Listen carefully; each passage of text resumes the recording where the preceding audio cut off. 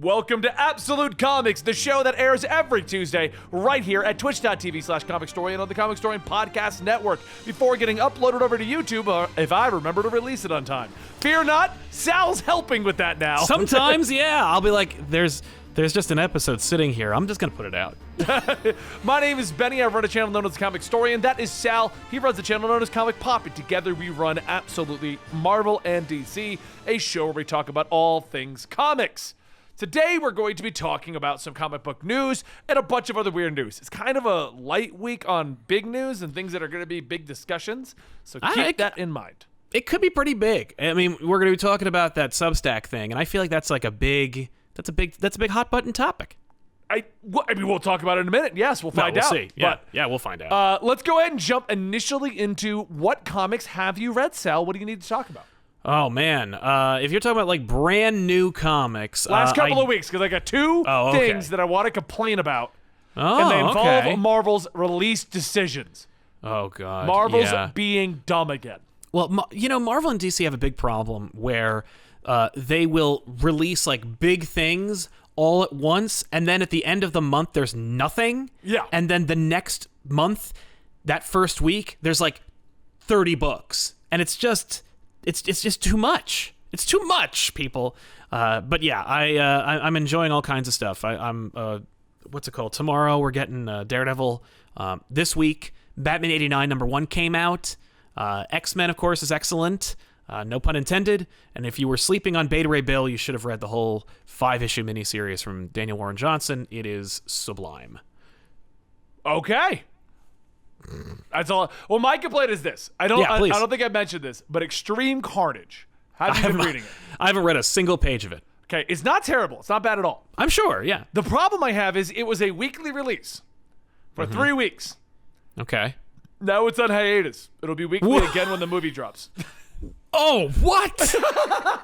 Oh, that sucks. Like, why did you just start this in August? It's not like everyone's sitting around being like, we need more Carnage. It's July. Yeah, it wasn't like King and Black Edit, and they're like, we have need of more symbiotes. Like, just wait. It was a weekly release, Sal. Ugh. We're not talking bi-weekly or once a month, and they stretched it out.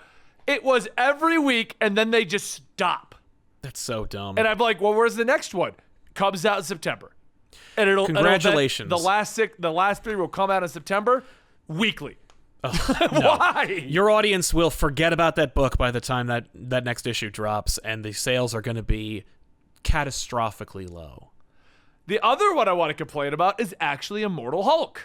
Oh, okay. What's up with Immortal Hulk that you don't care for? June came out with issue 48. Right. There's 2 issues left. Yeah. Wouldn't you think July and August would be the finale to the Hulk? I would, yeah. Yeah, you would, but it's not. 49 comes out in September. And then 50 comes out at the end of October to coincide with Halloween. Why? I don't know what it is with media companies and their obsession with Halloween. Aside from like the marketability and the fun of Halloween, nobody goes to see movies on Halloween. So knock it off. They keep releasing movies on Halloween, but not scary movies like other like comedies come out on Halloween. And I'm like, what's wrong with you? And then the other thing is, oh, even worse then. Silver vs. 49 came out last week. I thought it was September. So that means that it came out in June, August, and it's going to come out in October. That sucks. That sucks. What are you doing? I don't get it.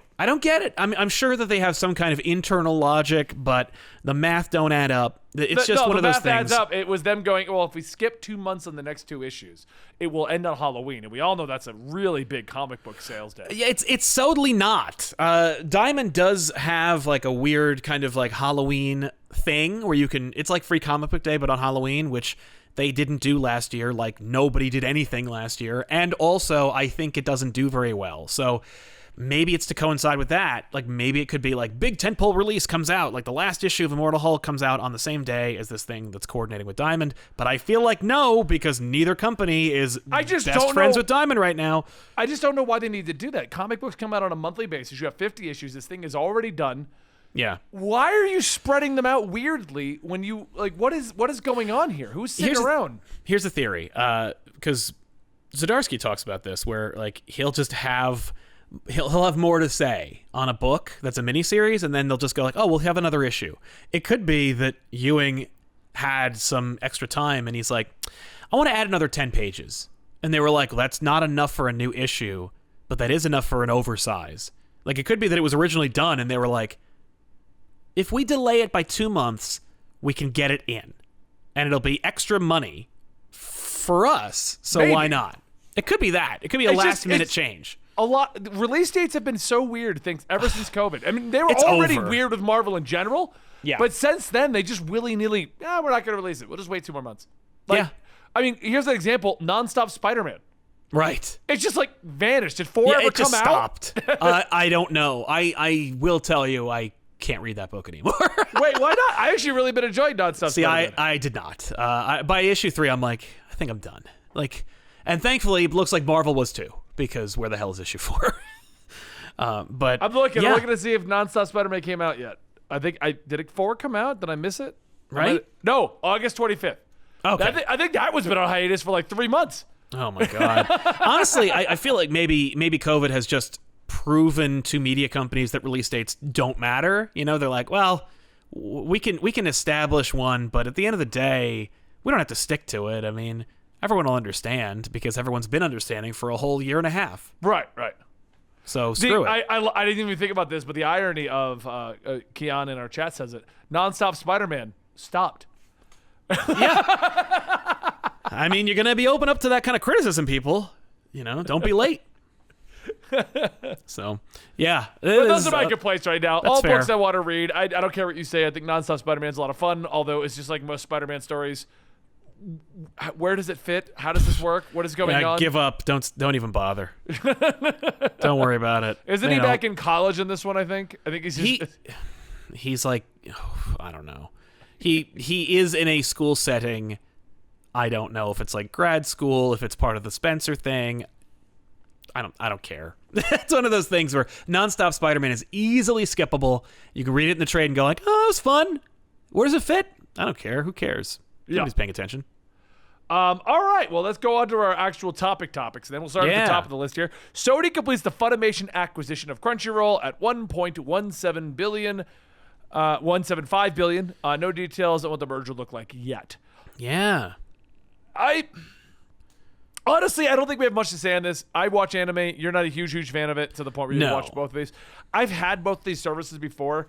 Yes. I honestly was more annoyed that there was 2 services because at the end of the day, where they were very similar. It was very much like Hulu and Netflix in the early days. Yes. Where they were just kind of the same service for the most part. There was like reasons to go to one over the other. Sure. But at the end of the day, if you were really going to watch anime, you were going to have both.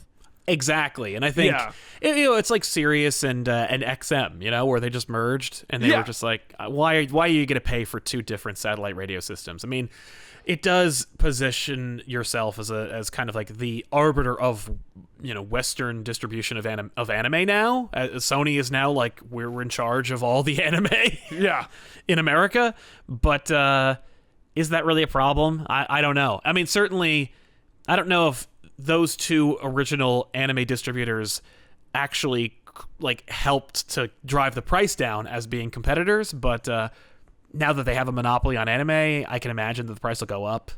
But most likely. I don't see why it wouldn't. Yeah, so that's too bad. That's the only shame of it is that there'll be no incentive to keep the price low. It's kind of what you were saying, though, where you're saying, like, we can't keep spending the money to maintain all of these services. No. So they're all kind of merging into, like, single services now. Yeah. It's not a bad idea, but it's going to be interesting. It's not going to take any effect for any time soon. So there's not much to say in this other than Crunchyroll is now done. Yeah. Will it remain? Will it be like Hulu and Disney Plus, where like technically Disney owns Hulu, right? It stays there and it does its own thing. We'll find out. Yeah, I don't know. We'll see. So next up, we got a topic that we'll mention, but sadly, this one comes up quite a bit. It comes up a lot.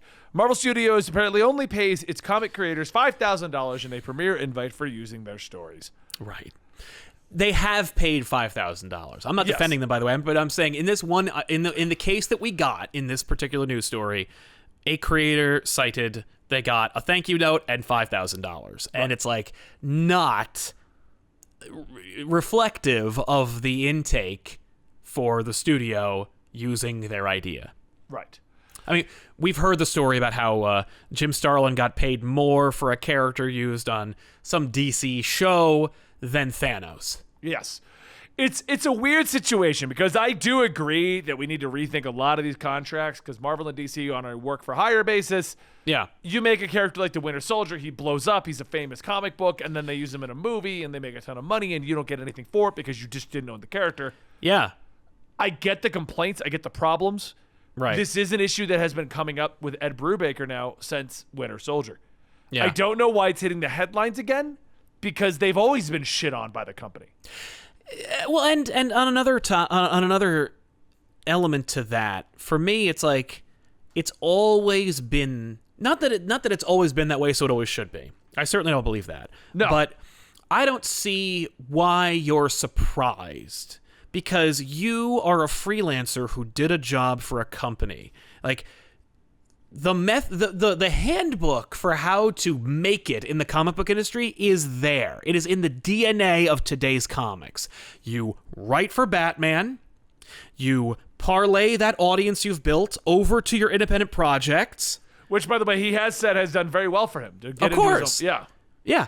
You take those independent projects and you parlay those into a television or movie, and now you are a television or movie writer. Yeah. Like, that's the method now. I don't think it's good. I don't think it helps comics. I think it's also like it only has enough room for a certain number before they close that window. But like you worked on Captain America. You created a new character. If the contract sucks for like residuals, it's time to renegotiate the contract. Yeah. I think what the core of the problem is that he created it. The story they used, they adapted. But then they pay that screenwriter all the money to adapt it, and he just gets a hey, thanks for inventing this kind of right. Yeah, pat on the back. That sucks. It does suck. That's the problem though, and I don't understand why this got into the news again. I even told Dan that, but it is all over the internet again. It is. It's a thing. It's like no, don't blame Dan. It's a hot button issue now. Yeah. Even though it's been a hot button issue forever. Yeah, it's been a hot button issue. It says the original Winter Soldier when that came out. It says Thanos was introduced. And this has been coming up since they started using stories from comic creators and we're making $1 billion. Right. So I don't know why it's hitting the headlines again. I don't know. But it is. Maybe just to keep bringing attention to it until they fix it. It's hopefully sparking conversation. I mean, but at the end of the day, Marvel doesn't. I don't know because Marvel is technically a subsidiary of Disney, so I don't think that Marvel has the clout to be able to negotiate a contract with creators to say, if you create a character, I mean, the Marvel DC business structure is such that if you create a character, it belongs in that universe. Like, it belongs to that company, and they could use it for anything. And does it make you money? I mean, it makes you money while you're working on the character. Yeah.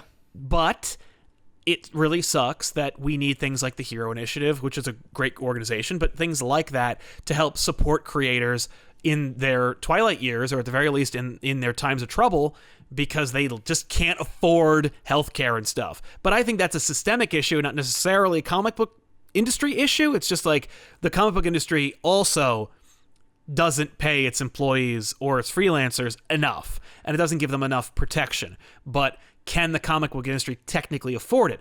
People forget, like, yes, Winter Soldier the movie made $1 billion or whatever. I don't remember if it actually did make $1 billion. No, but they keep using that as a number because that's what everyone likes to But talk like, let's about. say, like Avengers movies make $1 billion. Yeah, but Marvel Comics doesn't make $1 billion. Marvel Comics doesn't have $1 billion to play around with. Yeah. The Marvel Comics is a publishing house that is a subsidiary of a larger company. They don't get to dictate where the funds are distributed, nor do they get to dictate what happens with money in another studio for their current creators at the publishing level. I don't want to misconstrue anything. I don't want people to get upset because I'm like trying to defend this company. I'm not. All companies are evil. I'm not saying that you know what I mean. Like I'm not saying they're evil, but just an example with this, CD Projekt Red went back and paid the creator of The Witcher a ton of money. That's awesome. Just to be, hey, you made us all this money. And I think that's the real headline, right? Like that's the real change is hope. If you're making that much money, don't forget who you owe for making it, and you don't forget using monetary restitution. That's how it should work. And going forward, contracts should be renegotiated to reflect that. Yeah.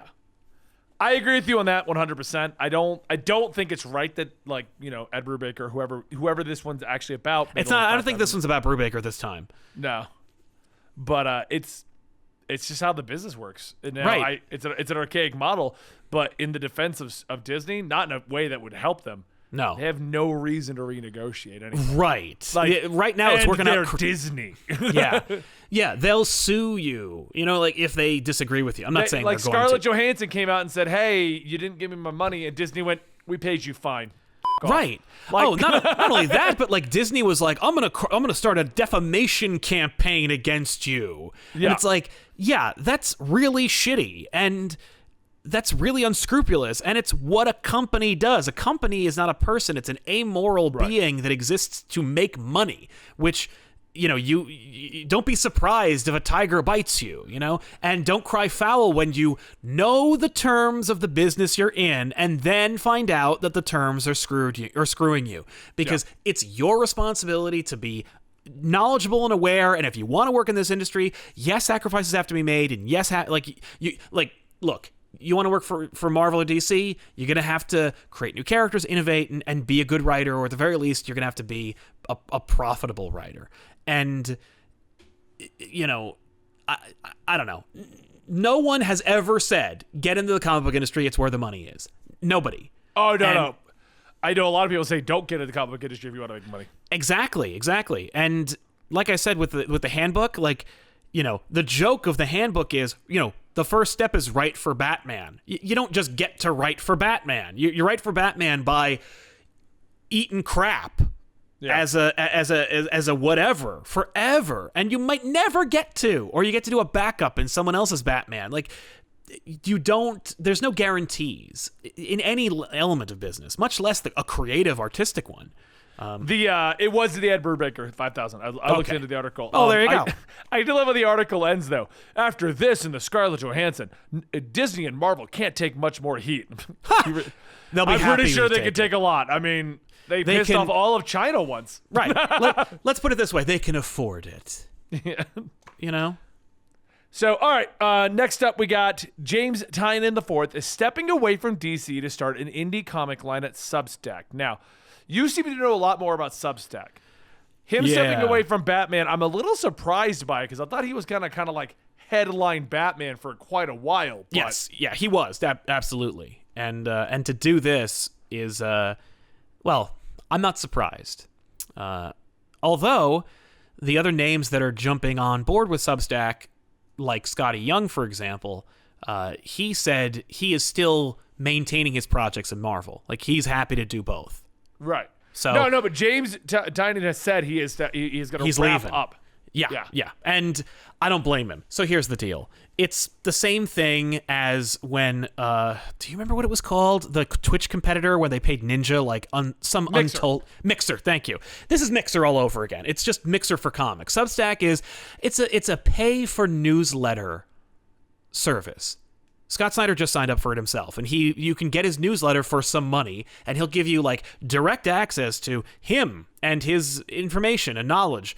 And but Substack also wants to get into like competing with things like webtoons and the comic book industry, and so they got a crap load of money from investors to the tune of $65 million, and what are they doing with that money? Well, they're not buying new computers. They're not getting office space. They're paying the highest level comic book creators to come in, create some comics, and get people to subscribe to Substack. Because the peach of the deal is undisclosed funding, and which we'll get into, or at least I'll touch upon, but make the comics, give them to people through Substack.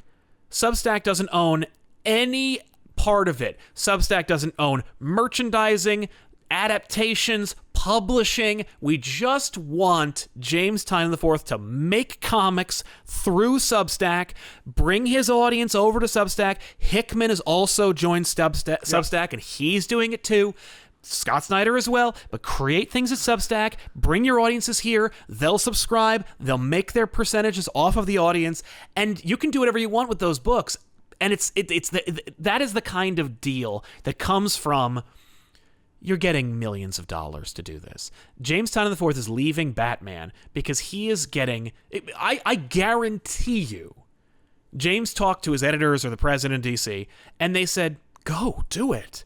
It's too much money. We could never afford to give you that much money. So go do that when Substack becomes bankrupt.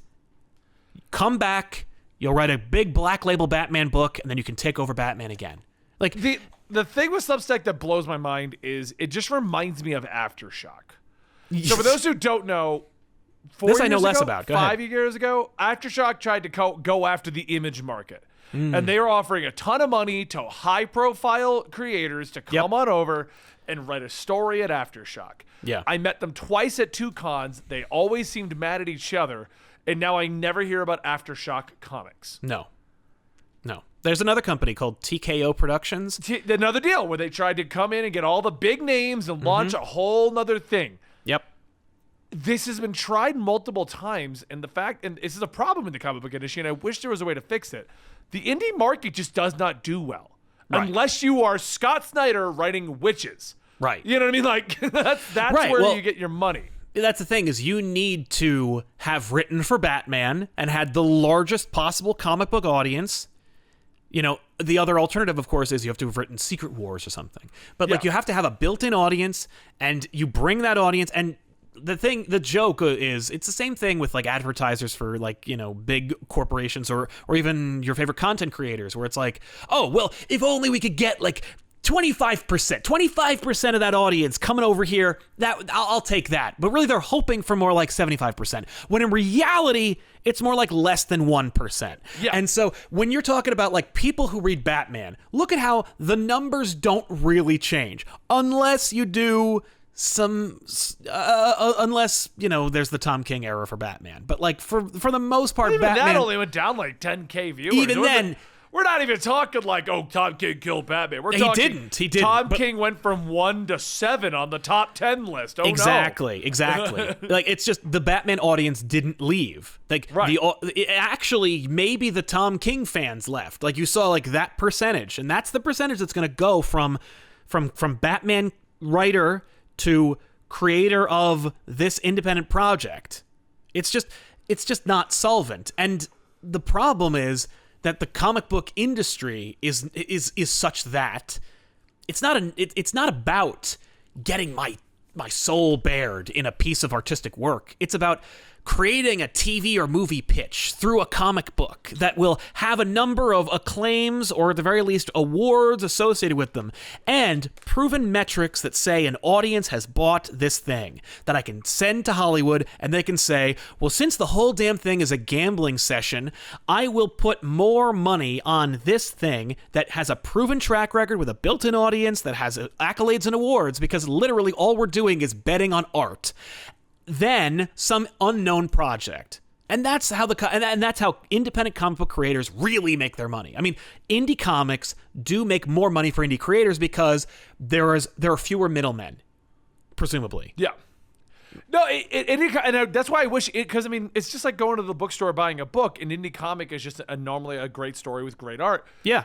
I wish the market was bigger, but Substack just sounds to me like what has happened before. Yeah. They come in, they try to get all the big names, they get them all to write books. No one reads the books. You end up hearing about one of them. The worst is, it's not even that they're a comic book publisher. They're trying to be a distribution model.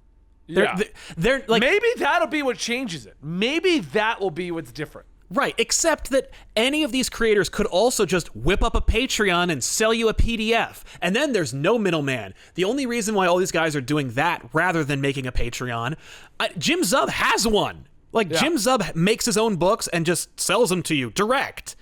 He has no middleman. He makes his own books and he makes them available to you through a system that he has himself. But these other guys are doing this because because, and I don't know this because they never told me, but I can tell you because I live and breathe, ladies and gentlemen, because they're being paid obscene amounts of money to do it. Oh yeah, it just sounds like another industry push. It's just an industry push. It's got to be a lot of money because the next topic on our list relates to this directly. Right. Jonathan Hickman is dropping off of X-Men to go write for Substack. Yeah. You don't get control of the X-Men universe and midway through your story go, you guys got it now. I got this thing to do over here. I'm telling you, man, it's literally just... he's like, there's no way I can say no to this. And this deal won't be available in 6 months. Oh, it won't be. No. Substack will run out of money, and Substack will not succeed. I mean, like, I hope it does because, a rising tide, all that stuff. But, like, statistically speaking, if you look at the inherent data, if you look at things like Mixer or even like, indie publishers like that infuse a shitload of money into their system to try and generate revenue, the audience just ain't there. And and no one's asking for it. Like nobody's asking for something like Substack to exist.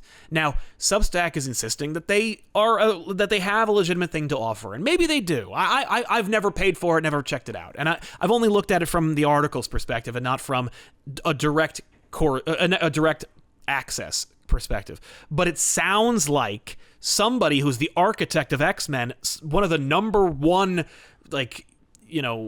according to this, just for the exact thing, he is dropping off of the ongoing X-Men title in favor of the Inferno miniseries. Right. The question is, will he come back afterwards? Yeah, he'll definitely come back afterwards. The fact is, Jerry Duggan is doing a great job with the main X-Men book.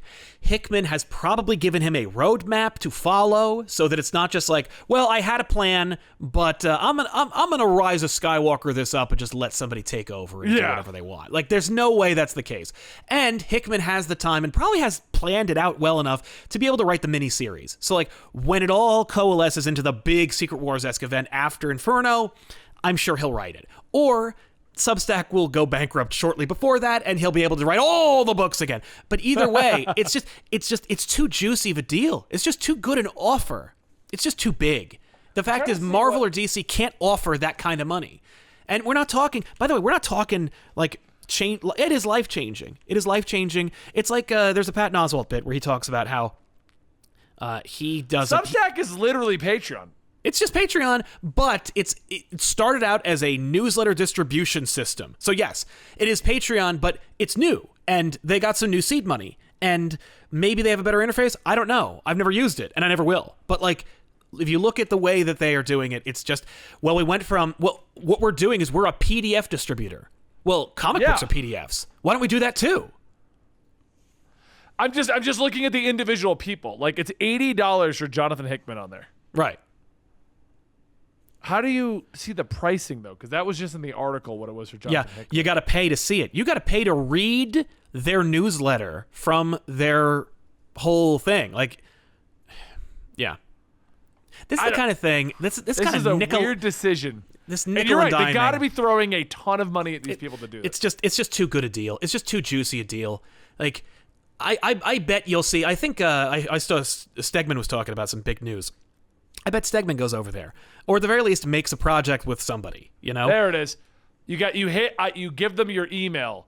So for Jonathan Hickman's universe, it's $80 a year, $8 a month, or $250 a year as a founding member. What does that get you? Oh, that gets you some perks. The perks are not available yet, but let me tell you, those perks are juicy. I'll bet they involve whatever Patreon tiers exist. like FaceTime with the creator, maybe an online class about how to write comics. Like, I'm sure there's any number of rewards that you will get for paying more, for overpaying for a PDF. It's such a... I'm all for trying to find a better way to deliver comic books and all that stuff. Yeah. Scott Snyder he will let you read for free, or it's an annual $75 a year or $7 a month. Not bad. But he will give you an option to none decide later. You can read first for free. Yeah. Let me tell you, I mean, like, I appreciate it Because the fact is, like, they could all get away with not paying anything because they've already made the money. Like, the only trick is they got to make a product. They got to make the books, and those books have to come out, and they got to get the subscribers. I can imagine, because I've seen this before. I've seen this in the health insurance industry, where you could make a contract with a company to sell a product, and if you don't sell enough of that product, the money back. I guarantee you that's not one of those cases here. I guarantee you that Substack is like, we'll give you X amount of dollars, sight unseen, to endorse Substack, join it, and make a comic book. And you can use extra funds. This is the money that you're gonna get. You can draw from the pool to hire whomever you like. So like Scott Snyder could be like, I'm gonna hire Greg Capullo and Alan Moore to make a universe, and you'll never know how much it cost. You know what I mean? Like, Alex Ross and Alan Moore and I are going to work on a new book, and it's going to be a brand new universe. Like the kind of thing where it's like, well, there's no way you could afford to do that. It's like, oh no, I could definitely afford that because I'm drawing from this investing amount. Yeah. It's just, I don't know, a newsletter. I haven't even heard the term newsletter in years. A lot of comic book creators, a lot of your favorite comic book creators have newsletters. No, and I know they do, but a lot of them have also been around for like 15, 20 years. Well, and that's the thing, is that they've been around for a long time, and like that's one of the things. I remember when we got into the online business industry of like being online and having personalities, like I saw that like one of the big things they suggested was like, oh, well, you got to get a newsletter. You got to reach out to your audience directly through a newsletter. And listen, if you're in the comic book industry, if you're a writer... I remember that Monkey website that did that. It was like something like MailChimp or something. Yeah, MailChimp. Yeah. That was it. Yeah. Yeah. I didn't use it because I was like, I don't have enough to say to fill a newsletter. I don't either. I barely have enough to say to give patrons a weekly update. I'm like, I'm editing. We're shooting. I'm kind of hungry right now. Like there's... Yeah. Oh, I mean, I'm currently launching 2 more channels, and my day is literally like rigorously scheduled out at this point just to get it all out there. It's gotta be. I don't have enough to say to make my Patreon posts and my community tab posts. Like, hey guys, videos went out. Yeah. What'd you think? You're like, I don't know. Right. Like, well, hey, do you guys want to start the conversation? I mean, like, but yeah, to create a whole newsletter on top of all the other things we're doing, like, I just don't feel like I just don't have it in me. I just don't have enough to say, which is ironic because I talk all the time. But, but the Substack thing, it's just like, the only reason why we're talking about it is because they paid so much money to get us to talk about it. They did. They paid all this money to get James Tynion and Jonathan Hickman. James Tynion stepping away from Batman. He got paid a bunch, but at the same time, he's made a lot of stuff in Batman. Yes. Like, he's done a good run of making characters. He could step away, and he's probably going to make bank for a while. Jonathan Hickman dropping off the X-Men book? Yeah. That's news, because he literally is the orchestrator of that universe. Now, he probably is still the orchestrator and not just writing any book himself. Right. But that doesn't make it better. Like, No. And the thing is, because I don't want these creators nor their fans or our own to think that I'm angry or resentful of these creators for taking the opportunity. Fact is, take it 100%. If you find $100 on a table with a sign that says free, if you don't take the $100, you're an idiot.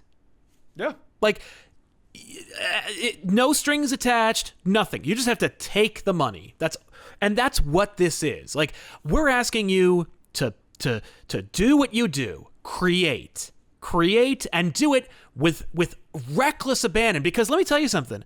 I have been critical of James Tynion IV's approach, because the old way, or rather the regular way of making money in the comic book industry, create as many new characters as you can, because one of them is going to be Hollywood Kid, who's going to make you all the Hollywood money. Like, it's the Peter Griffin joke about Hollywood Kid. Have a bunch of kids, one of them's going to make it in Hollywood. Then who's paying the bills? Hollywood Kid. Ghostmaker's my Hollywood Kid, or maybe Punchline, or Clown Hunter, or Molly Maggie Misfit, or whatever. Like, I got a gazillion of them. I got a whole hat full of characters, and one of them will be on Legends of Tomorrow or something. Punchline's gonna be the first one, probably. Yeah, Punchline will probably show up in the Suicide Squad. But like, The Salicide Squad. The Salicide Squad. But honestly, like, that was the way. And it seemed and it's very, like, for me, it seemed obvious and kind of like prostituting. Like, I don't care because I'm like, these are not organic characters. They're not coming out of a place of originality and creativity. They're coming at a place of like, I got to make an action figure that's going to make me money like 10 years from now. But also, it pays so little that, like, where else are you going to get the money? And in this case, it's just make money. Like, take the money and create honestly. And you get the same kind of cherry deal like creating Miracle Molly, but you're creating your own. Because like I said, like the handbook of write Batman, make an independent book, and then sell that to Hollywood. Well, Substack just gave them a license to make, I don't know, how many books. I want to read James Tynion's Blue Book. Right. But here's the next question to go into what you're saying. Because I get what you're saying. I do. Right. Would you pay $7 a month to get James Tynion's Blue Book? It depends on what it is. Like, $7 a month? First of all, there's no way That's one writer's books for $7. There's no way that book will come out on time. So why? Because it just takes a long time to make a book. Like, because it doesn't. You're asking these creators to make a book for, like, if I'm paying $7 a month, what am I paying for? Right? Am I paying for the book? Am I buying a book? Because the book right now is $4 or $5. And when I get the book, I get a well-edited, fully drawn, lettered, and colored, and inked book. Is that what I'm getting here? Is this book going to come out on time? That's what I'm wondering, too, because at $7 a month, that's half the price of a subscription service. That's half the price of Marvel Unlimited. Yeah. That's what I'm getting at here. So let's say I want to see Scott Snyder's newsletter and I want to see James Tynion's Blue Book and I want to see Jonathan Hickman's Inferno. Yeah. I'm now at $21. Yeah. For 3 writers. Yeah, and that's on the bare minimum. You're not getting the perks. You're not going to get to, like, FaceTime with Jonathan Hickman. Like, you're only getting the book. And I want to specify, I get supporting your favorite creators and totally. helping them out. I'm all for that. That's why they have Patreons. Like, that's what you do. But what I am saying is, let's go to someone who's like I'll probably get all of theirs and just see what they produce, because I have the luxury of affording that. Right. Because we can get those 3 and have all of my subscriptions and get my comics. Yeah. But let's talk about Joe Schmo, $20 for the week. He's got to go pick up his 4 comics. Is he going to give? 3/4 of that to Jonathan Hickman and James Tynion, just because it's them? Yeah. And how about this? Because that's a very good point, because that's what Substack's banking on.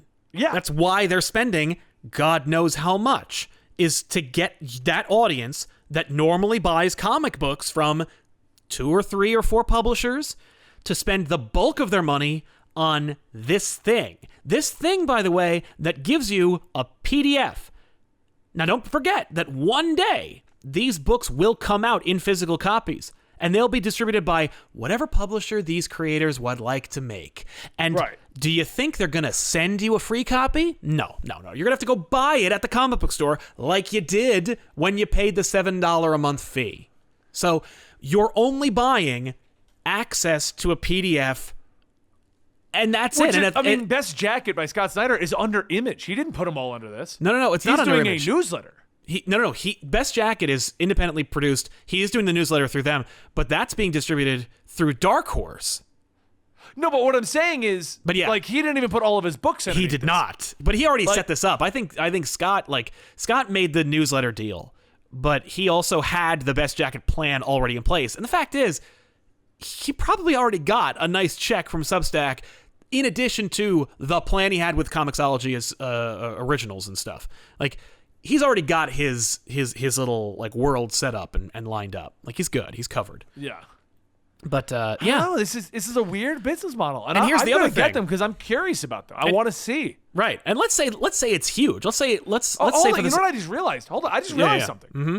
I'm already subscribed to Razor Blades from James Tynion. Yes, which he does. So which he already does. Huh? Which he already does himself privately. Right, I'm already supporting him directly. So now he wants me to go support him further. Yes. Like this would be like me going to you guys over here, and I said to you, okay, if you really want to support Comic Story, I need you to sign up for YouTube memberships, Patreon, buy a shirt, and Twitch sub. Right. which I don't think I've ever said, because I normally say one of them is fine if you can even afford that. If you can afford it, pick the one that works for you. Right. But the way that this is looking is just like, how much support does one person actually need, and what am I getting for it? Right. Because I read Razor Blades, he does a great job. I read his Batman, he does a great job. I'm a huge fan of his work. Yeah. But the question is, what am I going to get for my $7? Right. And the other element, because there's the consumer angle, but then there's the other angle, which is, well, this will be the wave of the future. So now, if you're an independent creator, well, you can just come to Substack and you can produce your books, and you can have people subscribe to Substack, and we'll take a percentage, obviously, but you can sell your book yourself. Don't use Webtoons, which also takes a percentage. Use this, and it's like, the webcomics model originally existed, where you give it away for free and you pay everything and you get everything for it. Like, this is not new, nor is it attractive, because like, these creators we're talking about can afford to do this and make some amount off of it because they have a built-in audience. If you're new and you're just trying to, I don't know, start. What I'm wondering about is, let's say, because I've been looking to try and get more writing gigs. I'm trying to figure out how to get into it. I'll say I started a Substack. Right. Like what would that even do? Right, I don't know. Is that where I put my books? Is that where it all go? Well, here's the thing. Like, you should call them, because maybe they'll pay you to endorse them. But yeah. I don't know. It's an interesting business model, and I'm trying to wrap my head around it. Yeah. And they obviously paid these guys a ton of money to come over, and I do not... I can't talk into it because the deal's not out yet, but I've signed deals before. Yeah. Where it's literally like, I'd be dumb to say no. Oh, exactly. Like, and that's the thing. It's just like, it's just we're hearing about it because it's all happening at once, and they can all talk about it now, and because now is the time that they have the money and it's time to talk about it. Like, yeah. But they're just getting obscene amounts of money to do it, and I don't blame them for it, because it's free money. Right. And is it going to change the comic book industry? No. The only thing I don't think it will. The only thing it's going to do is it's going to give other creators who didn't get Substack deals an opportunity to work on these other things, I mean, like, I could see DC calling up Donny Cates and offering him a very sweet 3-year deal that looked a lot like James Tynion the Fourth's deal to write Batman. Yeah. Or I could see Matthew Rosenberg writing for Batman, or any number of creators that you normally would see writing like a mid-tier or 30,000 unit selling book, writing a 140,000 unit selling book, because they're a known quantity, they have a brand, and there's no one left. Yeah. We say all this now, but I'm just waiting for next week. Today's episode brought to you by Substack. Benny is starting his own... Seriously, like, no, and here's the thing, like, I don't know if, like, there's a contract in place that says, like, don't say that you were paid ludicrous amounts of money to just go over here, but, like, if we were on Substack, that's why. Because they paid me a lot of money, because there's nothing about Substack inherently, according to what I've seen so far, that is in any way... That's why I want to sub to this. I'm curious, because is this going to differ from Patreon? Yeah. Is it easier to understand? Is it a better delivery service? What does it do that is different from all the hundreds of other avenues that are available right now? It's just that they're a new one. I think it's just, well, here's another. Yeah. So, all right, let's move on to our last topic, because you do have to run today. That's true. I don't know how long we're going to talk about this one, but it is worth talking about. It is news. Tim Drake is officially bisexual as of today's Batman's Urban Legend number 6. Yes. Now, the reason why we don't normally talk about characters coming out as being gay, bi, lesbian, whatever happens, right? Because honestly, I don't care. No. At the end of the day, and I don't understand why people care as much as they seem to, and I'm not asking anyone to explain it to me. I don't care either way. Yeah. About like why people. Maybe someone just wants someone they can look up to, and that's perfectly fine. Right. But my philosophy on it is, you're never going to see Tim Drake. You're never going to see him. You're never going to see him be gay. You're never going to see him. You're never going to see him discuss where he puts his genitals. No. You're never going to see a deep dive relationship of Tim Drake in a relationship. Maybe you'll see him like name in a the relationship. Last Bat family that we have seen in a substantial relationship. I guess Batwoman. But that's in her character, ingrained in her character. Well, not the original character. Remember when she came, where Batwoman originally came from? But like since 52, yeah. All this is going to do is in the background of 2 or 3 panels, we might see Bernard again. Right. Like that. Yes. That's what I'm getting at, and why that's the I thing, don't like, understand why it makes headlines. Right. It's not like making Green Arrow gay, where like if Green Arrow were gay or bi, you would see a big change to Green. Like you would see Ollie and his new partner would have a big front and center character arc. You know, maybe they'd be a hero, maybe they'd die, who cares? But like you'd see a big, like, how does it work? And what is their relationship like now? They would really focus on that. Tim Drake has been marginalized and ignored for the better part of 15 years. Outside of his appearance in Detective Comics, that the audience had to remind me of before the show started. Yeah. Tim Drake has done nothing.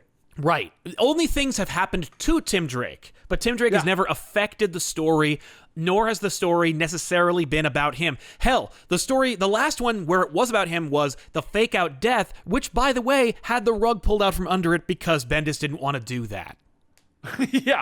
Like, that was affected. And so Tim Drake became wholly irrelevant again. And even when he's on, like, Young Justice or whatever, if that book is even still being printed, the Bernard thing probably won't come up. The only time that we've ever focused on Tim Drake's relationship is when he first started, because he was a teenager, and that's big in writing comic books, is having the teenager be in a relationship, and his relationship with Stephanie Brown, who's another hero. So it's I want to bring that up because Tavia brings it up in our chat, and I'm sure this is the sentiments of a lot of fans. Sure. Like, what about the Stephanie Brown relationship that him and her had? Right. Here's my response to that. Yeah. What relationship? Well, that's the thing. The relationship never went farther than let's move and go to college. Villain, and that is it. Well, like Tim is too small to have any attention. Like, we knew more about Tim's relationship with Ariana Dzurgenko when he first started because he had his own book. He was relatively new, and there was a lot of heat on that character. Like, the book was about Tim balancing personal life and superheroics. Tim Drake now is a footnote at this point. So, there's the big thing. Yeah. Right. They're not gonna focus any attention on this relationship, like you said, because they're not focusing attention on Tim, much less Bernard. Yeah. And I think that's what, like, people seem to put a lot of stake into relationships in comic books, and I don't understand why, because you don't see them. Right. Okay? A relationship is not Bernard going, do you want to go on a date? And Tim going, I think I want to do that. Yeah, I think I'm into it. But a relationship is also not Tim and Stephanie going, we should go to college. Yeah. Well, for that matter, like, what has indicated that Spider-Man and Mary Jane are back together? Exactly. Even Spider-Man and Mary Jane, the extent of their relationship right now is he sees her. Right. Like, he shows up and goes, geez, MJ, boy, that Kindred guy. Yeah. Like, golly gee willikers, are we on a date right now? Oh, yeah. Sinister Six. Like, there's no, and by the way, I've never seen a 40-minute show in a comic book. Comic books got 21 pages. Right, but they're even not then, in a relationship. Like, well, they're not portraying it, or they're not interested in exposing that. And that's on a AAA tier character who everybody is reading, you know, like where that was the norm. Like, there are a lot of people, especially at the editorial level, who basically say Spider-Man is a relationship character. Like, he's Archie Andrews. I don't see Spider-Man. I see a guy who's on a date with 2 girls at the same time, and he's trying to make it work.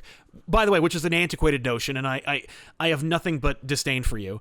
But, like, you know, nowadays it's not like it was when, like, Venom was first created, and it's like half the book is about Peter and Mary Jane's relationship, or about Mary Jane and Peter's relationship affirming whatever she's doing, and the other half is Spider-Man stuff. Now it's Spider-Man's fighting Kindred, and Mary Jane is in trouble. You know, like, it's just obvious, and but Tim, he doesn't even have his own book.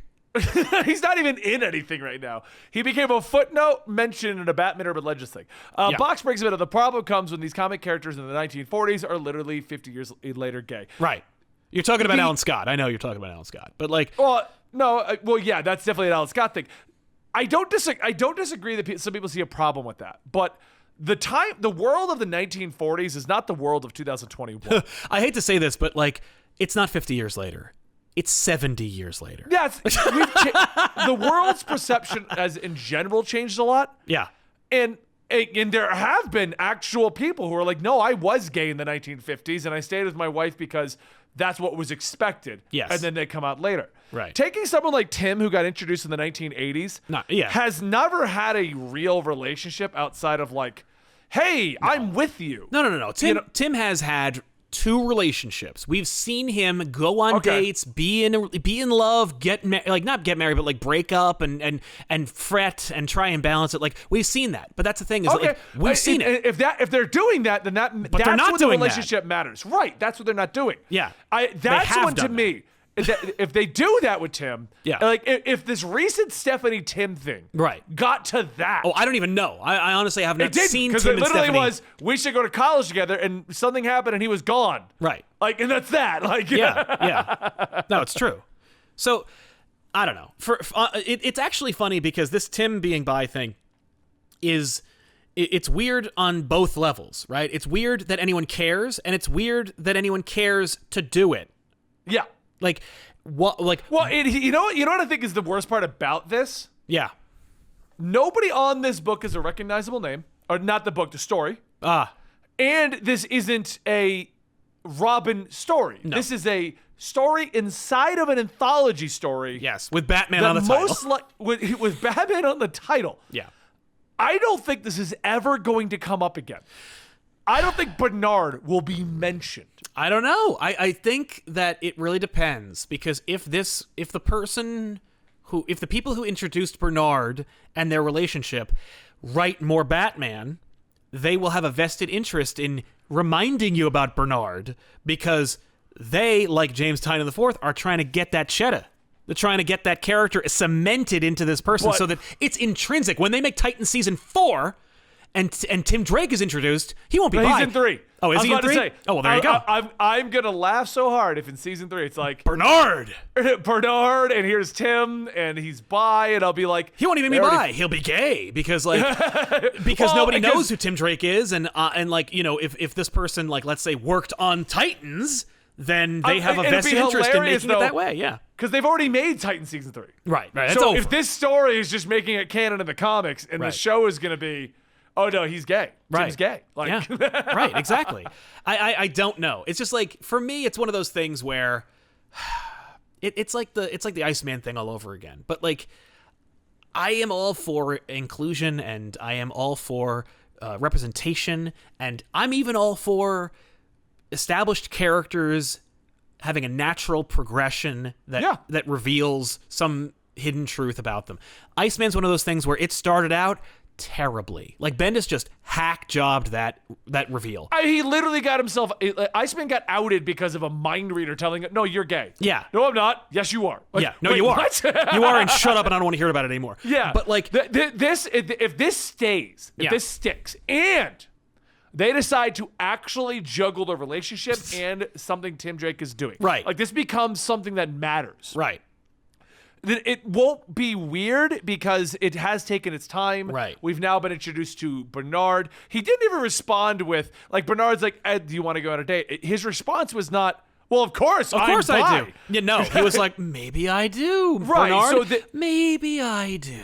Yeah, so, like, it wasn't even, like, full confirmation, oh, he's decided he's bi and he's in a relationship with Bernard. Yeah. If this decides to go farther than this one-off 3-issue story, right. Maybe this can become something, but where it stands now, it doesn't matter at all. No. And the other thing is, like, it's Tim Drake. Like, you've got to work very hard to get Bernard in this, because you have to work double duty to get Tim in a Batman book, much less show you Tim's boyfriend. This book has a Wonder Woman story in it. In the title, it says Batman. Right. And Tim Drake is buried as the third story. Yeah. And gets 9 pages. Right. Right. This is not like, okay, we made a Tim Drake book, and in the 3rd issue, he came out as bi, and we're going to explore that. No. Yeah. That's not what this is. No. It's even part 3 of 3. It's not going in. It says it's gonna. It says to be continued in issue 10. What does that even mean? Right. Yeah. Right. Like, I don't know. That's a December issue of this book. Oh my God. But you know, it's one of those things where it's like, well, I have no evidence to support that new change based on everything I've read about Tim Drake. But If it's compelling and it's well written and it is just and you can sell it, then more power to you. I just feel like at this point, like if this matters to you, awesome. Right. It's a good stepping stone for you. Right. I think for comics as a whole, it doesn't really matter ultimately for the character of Tim Drake. No. If somebody was hoping for a Robin that was going to be bi, so you could be like, oh, Robin's bi, that's great. I finally feel that. Right. Then there you go. It's here for you. Yeah. And that's it. And I actually do kind of hope they explore it a little bit more. Mm-hmm. I hope something actually comes out of this. Right. Because it could be interesting. Yeah. Because instead of creating a new character, instead of shoehorning it in, right. we have Tim Drake, who was kind of a spoiler, kind of with a few girls. He never really got cemented in. Mm-hmm. And then he went on an adventure with this guy, and he wants to explore it. That's where we are right now. So that's could pretty very natural. Easily. Yeah. It could be very easily a natural progression, and it could be interesting to see that kind of relationship fleshed out. Yeah. The way comics work, I don't expect Probably won't. What'll probably happen is Geoforce will murder him and shove him into a fridge. I hope not. They're gonna fridge Bernard. They'll fridge Bernard. They won't. They won't fridge Bernard because that's a term. And they'll be hypersensitive to it. Instead, like they'll make Bernard a hero, and then Bernard will leave. Maybe they'll take the CW route. He'll get meta powers and leave. Exactly. Yeah. Bernard's like, yeah, Tim, I can do better than you. Oh, I lost my screen. I mean, just relationships in comics are normally used to propel the plot, and the character disappears. Yeah. Like that's pretty much it, and that's why I don't think this matters to me. No. Understandably so. Anyway, let us know what you guys think, though. Because I know there's got to be somebody in our audience that this really matters to. I know. I know it does. No, you're right. I don't mean that in a negative way. Yeah. Like, there are people who really pine on relationships in comics. Yes. The reason why I've never cared is they never get fleshed out. No. Even Mary Jane is like, she's back, and she's been back for 60 issues. Well, she had her own book for a little while. That was kind of cool. But at issue 60, they finally had a heart-to-heart talk. I know. It took 60 issues for Nick Spencer to get to what I consider a relationship in comics. You're not wrong, because they just get back together. Like I remember feeling like simultaneously elated and cheated at the same time because they just get back together. That's all it was. We've been We've been waiting for over a decade for them to get back together, and they just do. And it's like, no. Part of the fun of having a relationship in a comic book is seeing it. Right. And literally all that happened was, hey, she's back in New York. Coming over, MJ. Right. And that was it. There was no discussion, just what's going on. No. But that's MJ's back. Yeah, but that's just kind of weak, right? That's just like that's not necessarily because of the trope or the use of relationships in comics. It's just kind of like weak writing. I like the wording here. Kiana in our chat says that representation matters to the readers, which I don't argue. That's agreed. Now it would be nice if the representation mattered to the story. Right. Yes, I agree with that 100%. Because that's why normally moments like this that blow up on Twitter, I just write off as whatever. Exactly. Because it never matters to the story. MJ doesn't matter to the story until issue, 60, was it, 50? Yeah. 50, she technically had the big reveal with Norman. Yeah. And then 60, it was a relationship. Right. So. Yeah, no, you're right. You're right. So we'll see what happens with Bernard. Good luck to him. He seems fun. Maybe it'll be a cooler instead of a fridge. Oh. I'll get another beer for you, Bruno. Oh, no. Anyway, guys, hope you enjoyed today's episode of the podcast. My name is Benny. I run a channel known as Comic Historian. That is Sal. He runs a channel known as Comic Pop. And we also together run a channel called Absolutely Marvel and DC. Don't forget to check out our sponsor of this podcast, G Fuel. I did forget to mention it at the beginning, but don't forget to use the code COMICS at checkout and get your hands on some G Fuel. Maintain all that energy. And on that, we will be back next Tuesday with another episode of Absolute Comics. Thank you so much for your time. Check out Absolutely Marvel and DC. We would really appreciate it. We'll see you guys next time right here.